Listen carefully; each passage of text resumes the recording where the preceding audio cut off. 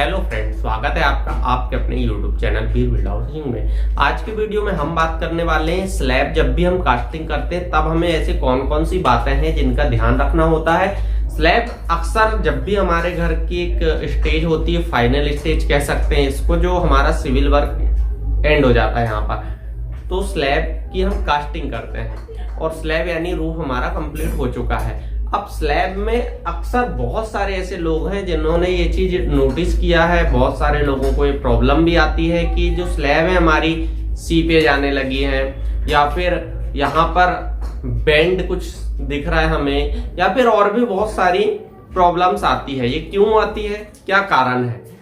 इनमें कुछ चीजें इंपॉर्टेंट होती है, बहुत सारी चीजें होती है, जैसे कि आपको इसमें शटरिंग, फॉर्म वर्क वगैरह भी चेक करना है, मटेरियल चेक करना है। इसके साथ साथ और भी बहुत सारी ऐसी चीजें हैं जो आपको चेक करना चाहिए। आज सिर्फ और सिर्फ हम बात करेंगे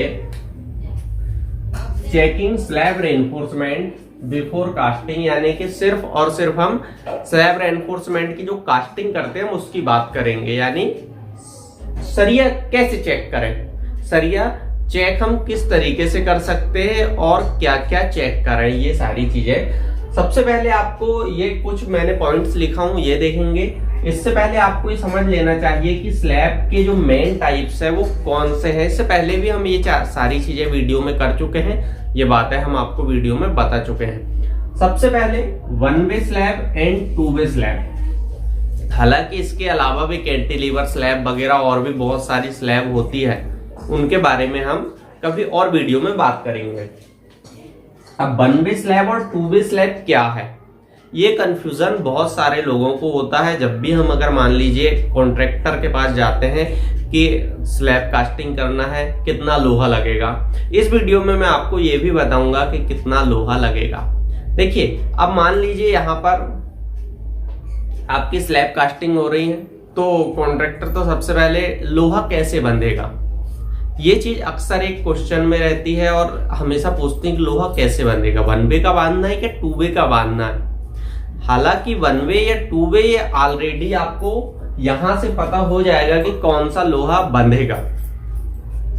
देखिए, आप वन वे स्लैब की अगर हम बात करें, सबसे पहले वन वे स्लैब में लॉन्गर स्पान के बटे शॉर्टर स्पान, लॉन्गर स्पान के बटे शॉर्टर स्पान अगर ग्रेटर देन और इक्वल है 2 के। अब ये कैसे आप डिसाइड करेंगे वो भी हम अभी आपको आगे बता देते हैं। ग्रेटर देन यानी कि बड़ा है या फिर बराबर है, तो आपका वन वे स्लैब आएगा। और टू वे स्लैब आप कब कहेंगे, जब लॉन्गर स्पान अपान शॉर्टर स्पान यानी LY अपान LX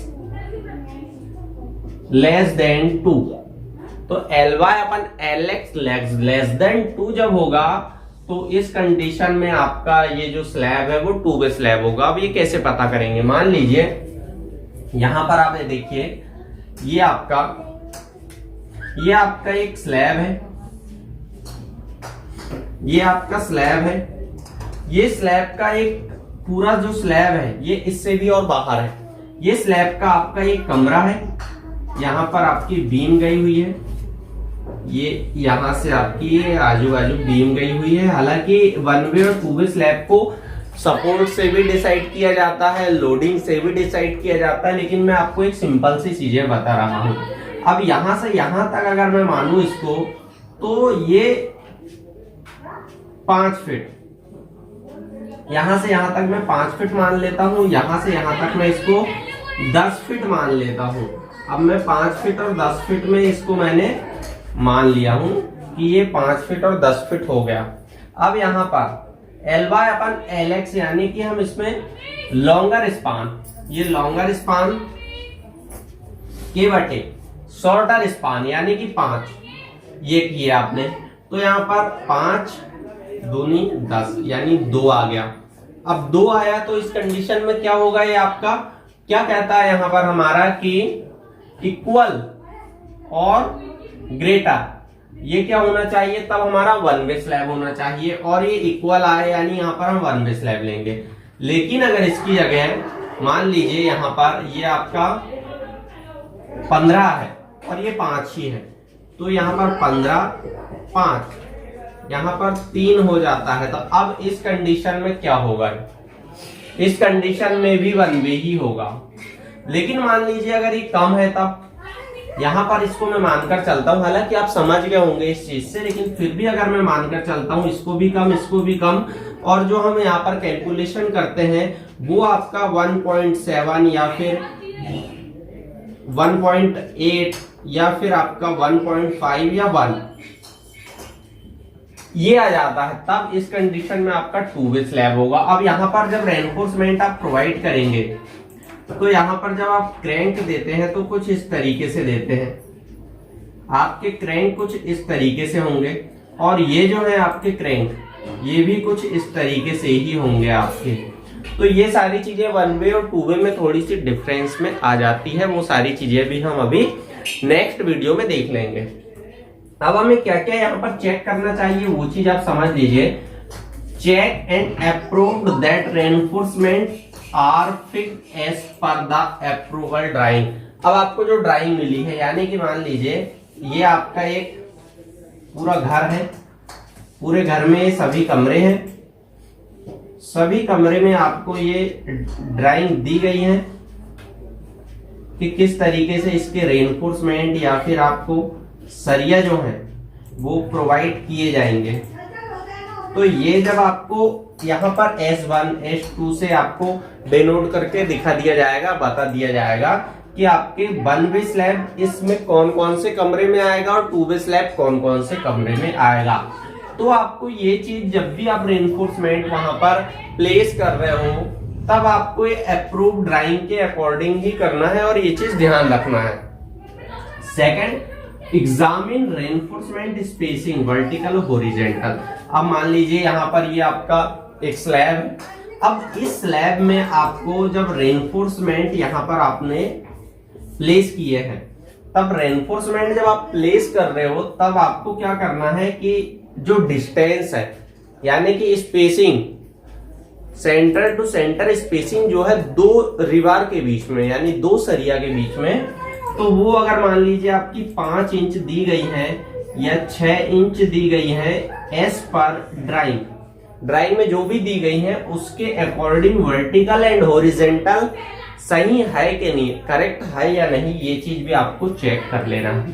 थर्ड बात करें, चेक द शटरिंग ऑयल आपका सही से प्लेस किया गया है या नहीं प्रॉपर तरीके से।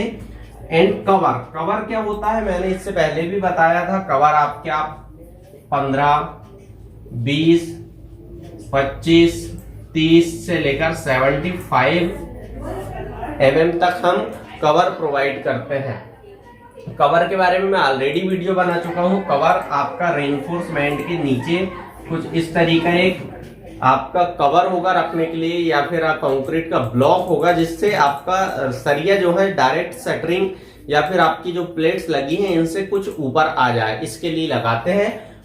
और यहाँ पर मास्किंग टेप यानी कि जो जॉइंट्स होते हैं आपके प्लेट के, या आप ऑलरेडी शटरिंग के लिए प्लेट यूज करेंगे, तो आप जब भी प्लेट यूज कर रहे हैं तो उन 2 प्लेट्स को वहां से स्लरी नीचे ना जाए, इसके कारण जोड़ने के लिए जब भी वहां से आपको मास्किंग टेप से कवर कर दिया जाता है, जिससे होता क्या है कि जो आपका स्लरी है यानी सीमेंट का पानी कह सकते हैं वो नीचे नहीं जाएगा, जिससे आपकी स्ट्रेंथ भी ठीक रहेगी।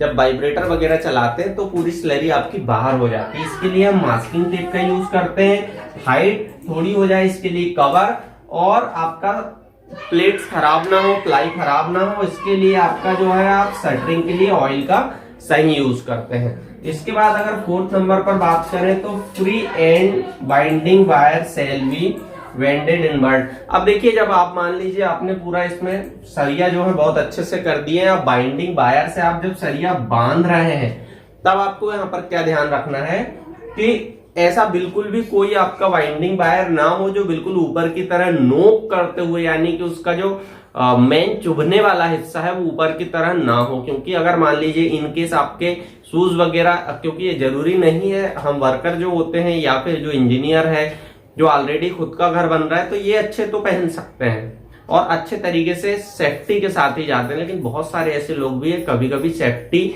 से नहीं जाते, या फिर कुछ लोग वहां पर भी सेफ्टी का ध्यान नहीं रख पाते हैं, आप कितना भी कर लो। तो उस कंडीशन में अगर आप ये इसको अच्छे तरीके से बेंड करके नीचे कर देंगे तो इससे कभी भी दिक्कत नहीं आएगी और आपका काम जो है वो रुकेगा नहीं। अगर 5th नंबर पर बात करें, check proper grade of concrete. अब ग्रेड ऑफ कंक्रीट आपका प्रॉपर है कि नहीं, ये चीज आपको विशेष तौर पर ध्यान रखना होगा। अगर M15, M20 का मैक्सिमम यूज करते हैं, M25 का भी यूज करते हैं। ये क्या है, तो इसमें M20 में आपका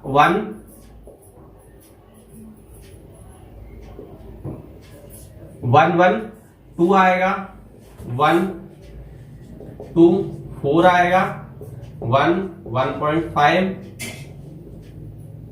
1.5 एंड 3 आएगा। तो इस तरीके से आपके आते हैं रेशो M15 से। इसके ऊपर मैं एक प्रॉपर वीडियो बना दूंगा जिससे आपको हर एक चीज समझने में आसानी हो जाएगी।